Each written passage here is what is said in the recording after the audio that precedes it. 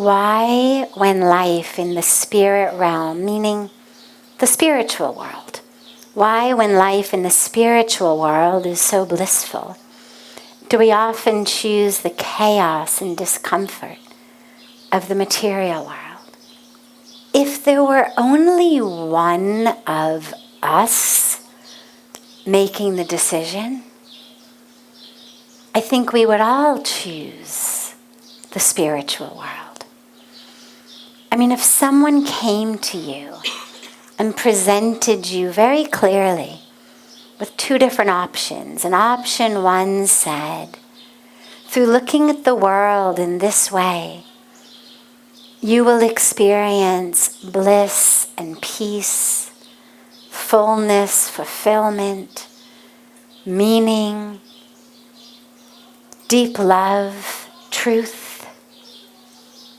And over here you will experience some very powerful, passionate ups, but they will come with an equal number of powerful downs. It will constantly go up and down. There will be joy, but there will also be a lot of sorrow. There will be gain, there will be loss. Sometimes you will get what you want and be happy. A lot of times you won't and you'll be miserable. Well, anyone in their right mind would obviously choose door number one. The dilemma is there isn't just one of that us that's making the decision. There's the voice of our egos. There's the voice of our indoctrination. There's the voice of Maya, right? Maya's illusion. But she's not just randomly sort of floating through space illusion and she only comes if you call her. Maya is that veil of illusion, that very alluring, attractive, and sticky veil of illusion that when she wraps herself around you, you start to actually think she is your face and she is the world.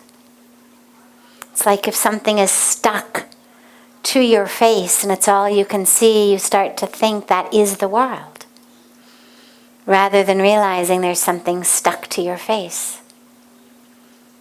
Right? It's like sometimes you get a little something in the eye, and before we realize it's in the eye, we usually think it's somewhere in the world. And it's only once we move our head around that we realize, oh wait, it's actually in my eye, not in the world. So we've got all of these different us's. And when we are listening to the voice of Maya, when we're wrapped up in that illusion, well, that illusion isn't just a physical fabric veil that covers my eyes. It's also auditory.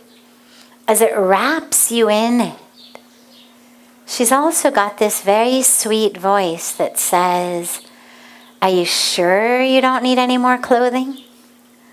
You sure you don't want that new pair of shoes? Because see, the model wearing that new pair of shoes, see how happy she looks? See how beautiful she is? See the handsome man standing next to her? Don't you think that you would like that happiness? That you would like that handsome man standing next to you? Well, then you just need to buy these shoes. Maya is that illusion that is constantly whispering in your ear, you're not quite enough. You're not quite enough. Come on. Let's buy some more, have some more, do some more, then you'll be something. Come on, you know you love it. Let's just go shopping, then you'll feel good. Maya's that voice constantly telling you, you know, You're too fat. You're too skinny. You're too old. You're too dark. You're too pale. You're too stupid. But you know, if you just owned more things, life would be better. If you just had more people around you who obeyed you, who worshipped you, who touched your feet, who did whatever you want, life would be so much better. Then it wouldn't matter how fat you were or skinny you were or old you were, because then you'd have what you want. So Maya's that very alluring voice that keeps bringing us along into her web. And so when we choose this chaos and discomfort of the material world, it's not that we've said, oh yeah, I want door number 2. It's that as we hear that voice of Maya, as we get pulled and wrapped up, as she infiltrates the workings of our brain that look around and say, my God, it's not fair, she's so rich, or she's so beautiful, or why did this one get the promotion? I should have that, because that promotion is what's going to make me happy. That promotion is what I need. That promotion is what lies between me and fulfillment. Gotta have it. So Maya's like the friend that your parents always warned you about, right? We all, when we were growing up, had a friend or so that our parents are like, don't hang out with this one. Because your parents could see much more clearly than we could when we were young who was going to lead you in the wrong direction. And maybe we thought that person was exciting, rebellious, we were drawn into them. But they were the ones our parents always said, don't hang out with them. Because they knew. They knew what would happen if we got sucked into that web. So this is what happens with Maya, with the illusion that keeps telling us, you don't have enough. You're not rich enough. You're not powerful enough. You're not popular enough. You're not beautiful enough. You need to do more. Get more. Have more. Be more in your life. You're not enough. So we turn to the material world. First of all, we believe Maya. And so we start to see ourselves as matter. And when I see myself as matter, then I'm just this physical body. The size, the shape, the color, the story, the history. Spirituality says we have a body, but we're not the body. Spirituality says we are the spirit. And there's no place that I end and you begin. That spirit that flows through me flows through you. This chaotic material world says, I am matter. You are matter. My matter doesn't weigh the right amount. It's not the right height. It's not the right shape. It's not the right color. And then there's all this empty space between my matter and your matter, and we are separate. And we get sucked into that illusion because of Maya. And of course, Maya is everywhere. It's that, as I said, that voice in all of us. But in case by chance you managed to free yourself from the inner voice of Maya, all you've got to do is open a magazine, drive down the road and look at a billboard, turn on your TV, scroll some social media. And it's like all the faces of Maya, all over again. Click here, buy now. You need this, you need that. You want freedom? Become the Marlboro Man. Smoke these. You will be free. I mean, it's insane. But you look at advertising. You look at these advertisements for, back in my day of looking at ads, it was the Marlboro Man, and it was this guy in the middle of the beautiful middle of nowhere nature, just you and Mother Earth, your horse, and a pack of Marlboros. So rather than, don't smoke these, they're going to kill you, and they're horribly gross in the meantime, it was, do you feel trapped? Do you feel stuck in your life? Well, if you just smoke this, you too will be out on a horse as the sun is setting. These days it's become car commercials frequently, or like you in the car in the sunset. Maybe alone, maybe with your loved one and the top is down. But it's a symbol of how insidious Maya has become. That now it's being co-opted into all of our advertisements. Oh, you want freedom? You feel stuck? You feel suffocated? Maybe it's because you're spending every minute of your life trying to get more and more stuff. Maybe it's because you're spending every minute of your life literally suffocating yourself with more and more stuff, more and more roles, more and more desires.